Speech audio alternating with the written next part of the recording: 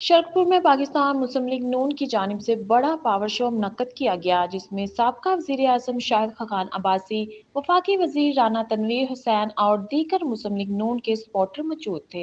जलसे में हजारों की तादाद में लोग शरीक हुए। करोड़ों रुपया लिए रिजाइन करने के। मुझे बताएं, और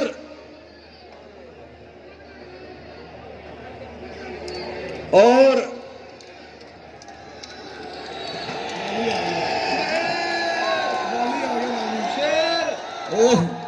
लाली, ओ लाली, लोटों की एक लाइन है हमारे मुखालफ। लोटे हैं या नहीं लोटे? एक का नाम ले, मियां जलील लोटा है या नहीं लोटा? और मंडा लोटा है या नहीं लोटा?